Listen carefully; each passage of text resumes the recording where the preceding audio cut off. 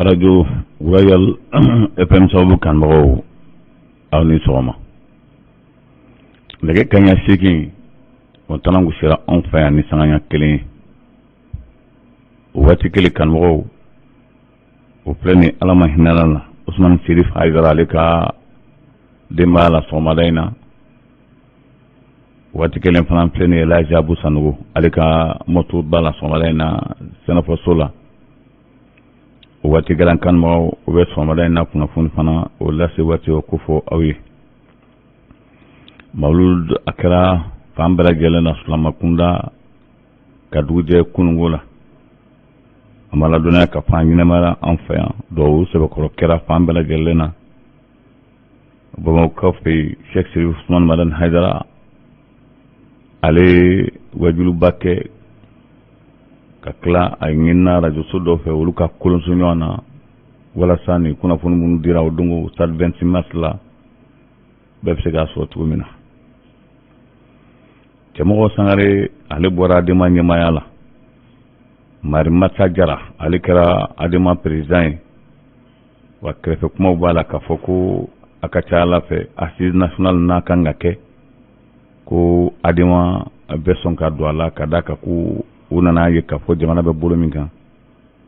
sɔn ka don a la. Kɔrɔbarikaw fɛ yen an b'a ladɔnniya k'a fɔ Laurent Gbagbo ale ye parti kura min sigi a ye i da ma sen ka kunnafoniw di ko n'i y'a ye a y'a ye ka a kɛ a sɛbɛn ko PPA Côte d'Ivoire ko o kɔrɔ ye ko parti pour le peuple africain o ni ye Kɔrɔbari ta ye parti kelen bɛ se ka sigi farafin jamana bɛɛ lajɛlen na a y'a fɔ cogo min na. Libikaw fɛ a san an t'an dafara bi Muammar Kadhafi ale bɔnɛna nin na an b'a ladɔnniya k'a fɔ hakilinajigiw de kɛra de Libi bɛ cogo jumɛn na bi ko kalafili kan ka kɛ décembre kalo o nata la. Bakuruba kunnafoniw de filɛ nin ye kunnafoni min ni Karim Sire bɛna lase aw ma o la an bɛ dugawu dun kɛ Ala ka bi tile hɛrɛ di an bɛɛ lajɛlen ma. An b'a daminɛ ni Mawludu ye. Mawludu ɲɛnamayara kosɛbɛ ɲinan san in na Mali fan bɛɛ lajɛlen na nka kɛrɛnkɛrɛnnenya la anw yɛrɛ fɛ yan Zegwa misali la fɛn min ni o ye Usman Sirif Haidara Ala ma hinɛ n'a la a denkɛ o ye i jɔ a jɔyɔrɔ la o don ka d'a kan an tun haminen don fɛn fɛn na Ala y'a kɛ o si mana ye a ko in na ka d'a kan an taara sɔrɔ hali n'a sɔrɔ a fa tanyana o ye jafarinya d'a ma o ye hakilisigi d'a ma o y'a yira la k'a fɔ adamaden kan ka min kɛ don min k'o kɛ o satikɛla an b'a ladɔnniya k'a fɔ wajulu min n'o kun kan ka kɛ a bolo a ye wajulu kɛ ka sɛbɛkɔrɔ kɛ jɛlenya kɔnɔna o de la kuma dɔnnaw b'a fɔ ko san bɛna ka tɔ to nkomi ye a ka ca Ala fɛ n'an denkɛ in n'o ye Sheikh Sirif Haidara denkɛ ye a ye min lase o dongo ka foli kɛ bɛɛ la kɛrɛnkɛrɛnnenya la Elaji Abu Sanogo ka foli kɛ dugutigilakaw la karamɔgɔ fɛn fɛn n'i bɛ an ka sigida in na a b'a ladɔnniya k'a fɔ a ye foli k'a bɛɛ lajɛlen na a ye foli kɛ Karim Sibi la ka d'a kan a y'a jira k'a fɔ k'a kɛ a ɲɛnama ɲɛna ka tila k'a kɛ a salen ko bɛɛ tɛ o ɲɔgɔnna o kɛ a ye foli kan bɛɛ la ka sɔrɔ ka wajulu daminɛ a ye a kumana fakɛ kan kosɛbɛ saya y'a fakɛ sɔrɔ k'a to cogo min na bɛɛ lajɛlen b'a dɔn Ala kɔni de bɛ ko cogo dɔn n'o tɛ an yɛrɛ kɔni fɛ yan olu kɔni jatigɛ foyi tɛ olu kan ka ɲɛsin u ka o fakɛ ma o satikɛla an b'a ladɔnniya k'a fɔ a tilara ka na dugawu don nin kɛnɛ kan o dongo ni kamalen kofɔla a ye min kɛ dugawu la a bɛ jɔ miniti 45 bɔɲɔngo la ka dugawu kɛ bɛɛ ye ka dugawu kɛ Zegwa ye ka dugawu kɛ a fa su ye min ni o ntanyana a tɛ tɛmɛ kalo 1 ni dɔɔnin kan o kelen don Zegwa ya fana Elaji Abu Sanogo ale kɛra ka min bolo da n'o ye Mawludu ye san san ko kura ɲinan san in a kɛra dugawu don caman kɛra ka dugu jɛ kunungo la a ma ladɔnniya k'a fɔ siratigɛ la Elaji Abu Sanogo k'a bɛ foli kɛ Zegwakaw la k'u fo k'u waliɲumandɔn ka d'a kan ko danaya min dalen don a fana kan ni Ala sɔnna ma a tɛ bɔ Zegwakaw jigi kɔrɔ a ka diya ko a bɛ to dugawu la o satikɛli kelen na an b'a ladɔnniya k'a fɔ Zegwa dugutigi Fatɔma Watara ko ka foli se kɛrɛnkɛrɛnya la dɔnso tigilamɔgɔw ma ani maa ma ne de sen da kala ka kana nin kɛnɛ kan kɛrɛnkɛrɛnya la amadu tɛmɛli k'a b'u bɛɛ fo k'u bɛɛ waliɲuman dɔn ka d'a kan ko kɛra kɛcogo min na a sɛbɛkɔrɔ ɲana kosɛbɛ o foli kan bɔra dugutigi ale ni Abu Sanogo olu yɔrɔ la ka ɲɛsin Izebakaw ma mawludu kɛra a ma ladɔnniya k'a fɔ colonel Asimi Goïta ale kɛlen kɔ ka yamaruya di o ka stade de 26 mars ko o bila o Ansarudine International o ka bolo kan o kɛra sababu ye fana radio so fɛn fɛn n'o tɛ olu kolonselen don ni radio jɛkafɔ la a y'a ɲini u bɛɛ fɛ ni maa min sera ka kɛ a kɔni ka d'a ye o de kɛra sababu ye fana an fɛn fɛn n'an ni radio jɛkafɔ bɛ ɲɔgɔn bolo a ma ladɔnniya k'a fɔ bɛɛ kolonsola la o don o tun ye a don fɔlɔ ye ni ala ma ko wɛrɛ kɛ fɛn min n'o ye denkundi ye o kelen pe de don radio so minnu kolonsola la ne maa minnu ma se ka taa fɛn fɛn n'a bɛ tɛmɛ stade 26 mars kɔnɔna na ko a k'a latɛmɛ radio so bɛɛ la nin diyara kosɛbɛ Ansarudine International ye o ye wele k'an ma k'an fo Bamako ka tila a kɛra minnu ye walima minnu y'a kɛ n'o bɛ tali kɛ colonel Asimi Goïta la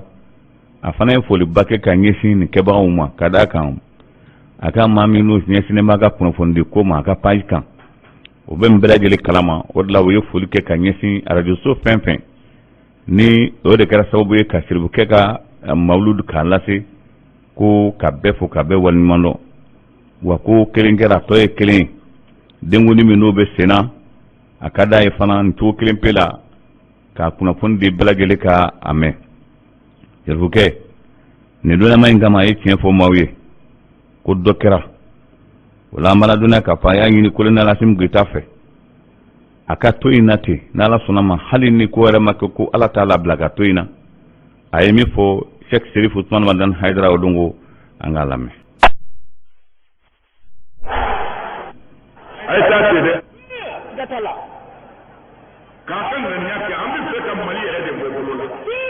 an bɛ fɛ sa Mali yɛrɛ de ka jɔ an bɛ fɛ suyezo yɛrɛ k'a dɔn ko jamana dɔ b'u kɛrɛfɛ. Zamzamiw Allahu Akbar Asiru ni nin kɛra i hakilila ye saraka bɔ in to yen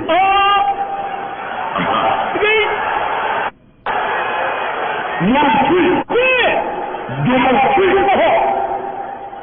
président taara Mali kɔnɔ yan bɛɛ taara k'a ka domow ni mɔriw to kaliwa la a ma foyi ɲɛ. siga t'a la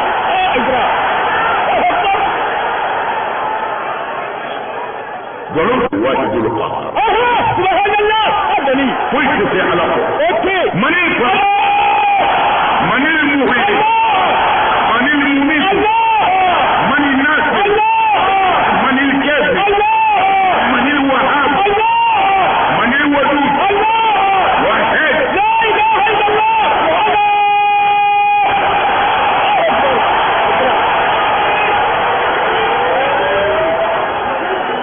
ola nin kɛnɛ in kan n tun bɛ nin dakuruya fila fɔ transition ye walahi mɔgɔ ma fɔ i bɛ faso jɔ an b'i kɔfɛ maa ma ko nin jamana in ka tile sa jɔlɔmuru in ka jɔ kan tɔɲɔli ni binkani ka jɔ maa kelen ka mɔgɔ kɛmɛ ni yɔrɔ dun ka jɔ faama o faama ni bi b'o de kɛ an fɔra ne ye bi kan bi i bɛ fɛ min ka kɛ a ka kɛ. dɔ kɛra.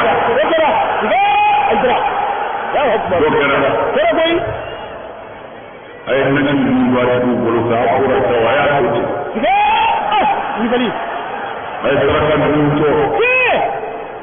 a y'an ka ɲɛfɛ ka baara kɛ Ala b'a dɛmɛ ŋaniya ɲuman. wulibali don dɛ. wulibali don. an t'an faso jaba walahi. o la. ne kun ye Sheikh Serif Usman Madani Haidara de mankan ye stade 26 mars la nin kɛra nɛgɛ kaɲa 1 waati kunnafonidilaw y'a sɔrɔ k'a fɔ mawlud bɛ deli ka kɛ jama bɛ deli ka caya ko nka maa min bɔra o dongo ka serbuke kabiri abora ka sokono ki kunla 126 masika atemena yoro jama bora ka kumbe ka foli kala fo kana ke gele bay sana ka do 126 masika nana wala ila yurudi ka fo na ala makore ke dengudi binale jama min bora na ko jama bedel ka bo dengul la to na ko nani wana jama madel ka bo ntuina aksin forofe wala ye folisi asimma kusabe ka fo ka awal mando ka ngina fe ansardin be bala minke mali yere ye koina ko barka kabu misalla maulud kewoke ko ansardin international be middu o sad 26 masi wal ma balontan la capti jo million temps ani sigmo yongola o ni asimi aja ka fo ko ale o beke ka klangina saina surasi mino blara ko o ansardin international ka bulukan kapti de swasi ba kele ani keme ana kungan fena ni jara shirbuke yukusabe ka ngina pepana halibele an mauludi fenye min ni na fa bade bala mamago konnana ka fe ferla saw essence ferla ko bela gelebe pemba swala wa dreme kelen tita ali aidara kuma ko o ye fenye ni jatimne jamana wala kibta sro de me ba wori be se o ni jakul ko fulima wala selikara o Sheikh Sirif Ousmane Madane Haidara ale fe mawlulu kenekan o dongo asimi baradi au conseil islamique Sheikh Sirif Ousmane Madane Haidara ma aye serakse mi na aye anyini au conseil islamique fe ko ka lajɛ kuma min fɔra kabiri san ba fila ani tan ani kɔnɔntɔn 2019 n'o y'a ye ka fɔ ka kuma ɲɔgɔnya kɛ ni agali ani amadu kufa ye ko ka a baara bila sen kan munna colonel Assimi Goïta a y'a ja ka fɔ agalisaw amadu kufaw bɛɛ lajɛlen malidenw de ye n'an dɛsɛra ɲɔgɔn na de a bɛ kɛ kɛlɛ ye sanni ka so ma munna o tɛ sigi ka kuma i n'a fɔ ka jamana ɲɛmaa kɔrɔ to yen Ibrahim Boubacar Keïta ale de ye nin boloda a sɛmɛntiyali teliyala a ma ladɔnniya ka fɔ ko colonel Assimi Goïta y'a bila sen kan ka tila ka maa ta joona n'o bɛ tali kɛ au conseil islamique la bibi in na o ɲɛmaaya bɛ maa min bolo o bɛ tali kɛ Sheikh Sirif Ousmane Madane Haidara la ko a k'i jɔ ni doni ye walasa Mali bɛ gɛlɛya min kɔnɔna na a bɛ se ka ban a cogo min na gɛlɛya de tun bɛ Faransi ani Ibrahim Boubacar Keïta cɛ nin kuma in kan kabiri Ibrahim Boubacar Keïta dialogue national inclusive min kɛra na o y'a ɲini k'a fɔ ko ka kuma ɲɔgɔnya kɛ ni agali ye a ma bɛn Faransi ma o gɛlɛyaba de kɛra sababu ye n'u wulila yɛrɛ ka taa po ko o kuma ɲɔgɔnya min ni Mali tun bɛ k'o laɲini ni nin ma kofɔlen ninnu fɛ o ma kɛ Faransi fɛla ye o de kosɔn o fɔɲɔgɔnkoba nana u ni ɲɔgɔn cɛ waati tɛmɛnenw la gosi barikani k'a ye muso dɔ faa k'a ye muso dɔ faa kun min na a kɔni bɛ ka dɔ kɔni fɔ a la i n'a fɔ kunnafonidilaw ye a nkalontigiya cogo min ni a dun ma ɲɛ k'a fɔ ko Emmanuel Macron kun y'a laɲini ko ale taatɔ don e taatɔ don n'i seginna colonel Assimi Goïta faransɛ fanga nin ye min fɔ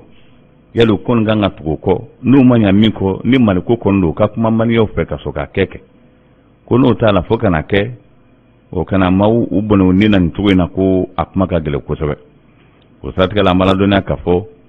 o Force Barkhane kɔni bɛ ka fɔcogo fɔ ko in na ko muso de bɔnna nin na a kɛra Gosi mara la o kuma kɔni bɛ senna nin waati in na Ismaël Wage an ka minisiri min ka baara ɲɛsinnen bɛ kɛlɛ banni ma an ka sigi ka kuma kɛlɛ ka ban ale taara Mopti kun na sini taama in diyara kosɛbɛ a yɛrɛ de ye avion boli ka taa nin yɔrɔ kofɔlen in na gɛlɛya minnu sɔrɔ o ka dɔ jamana kan ani fan wɛrɛw la n'o nana o yɛrɛ kalifa Moptikaw ma an bɛ aw ladɔnniya k'a fɔ ko Ismaël Wage a taara ka taa donbolo d'u ma k'a yir'o la fana k'a fɔ fɛn min ni o ye nin donbolo min filɛ ka di ko hami bɛ Mali transition na kosɛbɛ minnu ye gɛlɛya sɔrɔ k'a bɛɛ lajɛlen lakodɔn kelen kelen walasa k'u bɛ ka hakɛ d'u ma ko gɛlɛya t'u sɔrɔ ni Ala ma ko wɛrɛ kɛ ko fɛn fɛn ye balo ani a nasiraw ye ko o bɛ n'o ta k'o di gɛlɛya ye minnu sɔrɔ ma ye Wage o y'a sɛbɛkɔrɔ fo o don ko kosɛbɛ Mopti ka da ka taali a diyara kosɛbɛ Mopti ka olu ye Mali gouvernement baɲumankɛ jɛkulu dɔ ale ye baaraw boloda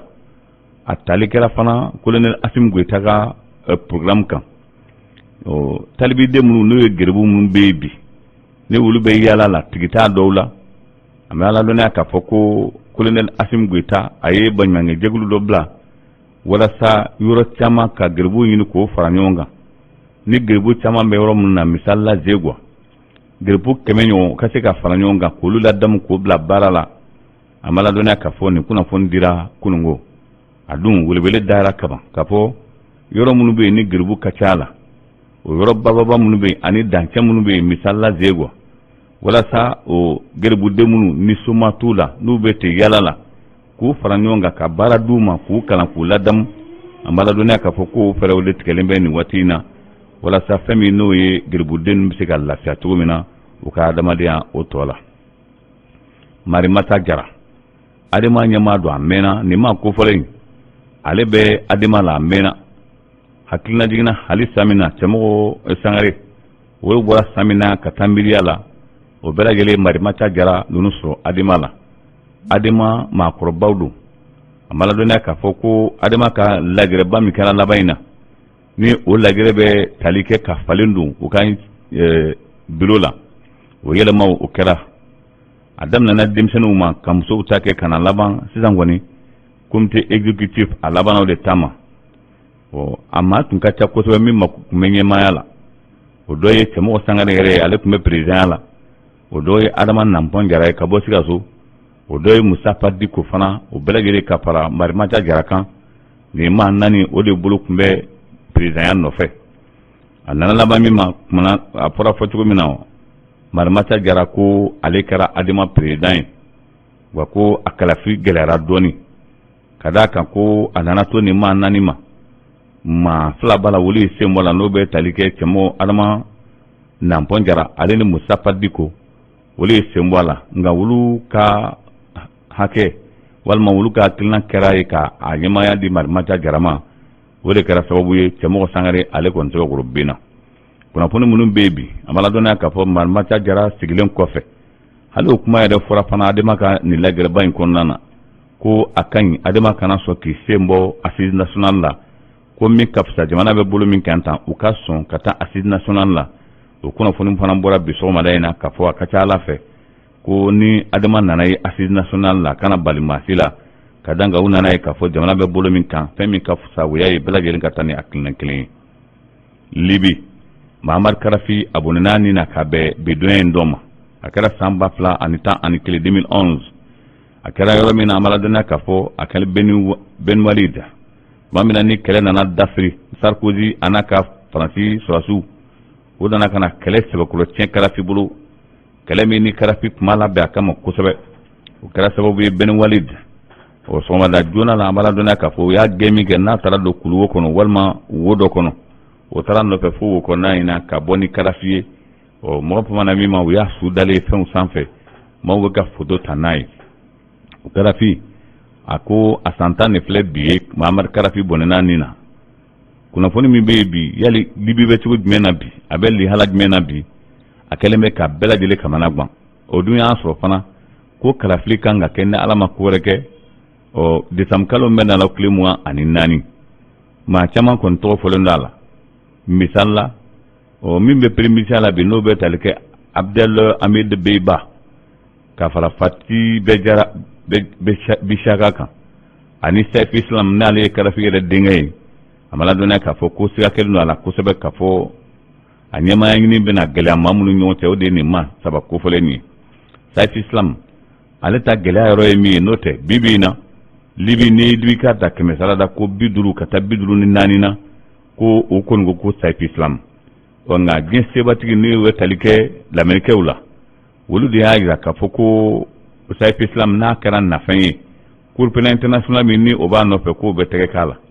o siratigɛ la an b'a ladɔnniya k'a fɔ Saif Islam n'a a bɔra yɔrɔ la n'a kɔni tora ka don kalafili in na a ka ca Ala fɛ ko Karafi ka maaw bɛ segin tugun ka na jamana ɲɛmaaya la Laurent Gbagbo ale yɛrɛ tun ye maa welelen kunungo wulafɛ da fan France 24 o sanfɛ a ye kuma caman fɔ ko Charles Blé Goudé o ye yafa deli kɛ minnu bɔnɛnenw nin na walima minnu ye gɛlɛya sɔrɔ san 2010 o kalafili sen fɛ ne an b'a kuma nanzarakan na ko les victimes ko shalbulugure ya fadiru fe kuna fundila de ngali ke luram gwabola shalbulugure koni ya fadili edun ebsiga munkesa yali ifana mesoka ya fadili wa ako ya fadili kunte mimbe bi ko yayi kapo munu na be kuma ko we victim ko kera munu na ulu akara ketu jmena joni yake akara kumina koko wala ko da ko de kon gafsa note ko ni ale ka foto ko ga yafa kunye mi o donente ko angabo yoro ko folokale kon labenete o yafa delikama ayaja ko francis bilama min kapsa waya ka fo francis katana ga sorasuye kele wakaka laja ki sembo prapina jamana uluka ko ulate akala filina ko bela gelena nana fulukunda kwa ki sembo ala ochola usatkala mala donia ka fo o akala gere senfe feminu Usman Sen ni ale Senegal jamana nyama o kama kala nembaye ale kumeni kene ka kala silike ayaja ka fo ko lurangbabo ni Muhammad Karafi bora ko lurangbabo nyote kada ka ko politique ma akila a politique hakilika bo ko sabe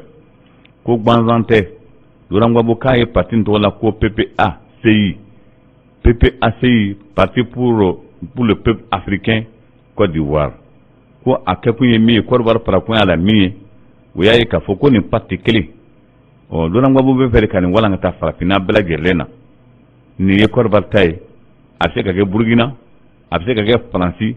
France dembe yoro ko PPA ni ko afse ka kay parti pour le peuple africain o satkela ko ale mi bala ka fo dona ngabo ajoba la choka foka ti sembo politique la ni dona ngabo do sembo politique la ko nanzara jamana be mi fe ko bike kada ga ko jamana nyama chama be wuri sago so wuluma o ko munu be ko kuna munu hakilna ka farafina siga yarama ko do de lolam gbaboye ina fo Usman Sen ale a fo otugumina kunu to ko fe ambe awla dona ka fo o Tayyip Erdogan turki ka ko jamana nyama ale mbeta mala clefla na farafina anfaya kunungo otunye togoye wako Togo foria singbe yadema jamana nyama flata faraoreka Burkina Faso jamana nyama Rockmar Christian Kabore ale ni Jorwe Liberia jamana nyama ko lu tara fara foria singbe yadema ka Tayyip Erdogan ka absimla penchama mborai tegno blara penchama nai ku hakilna dira penchama ma wala mala dona ka fo bena benkan chamana Erdogan ayaja ka fo na amake bashiye ale timentu ngabena farafina kada yere ya fo fotukum na kuna fundilawe akane sengo malila kana ingeda Colonel Assimi Goïta kan wala sa hagina malako odi ovala tawtaka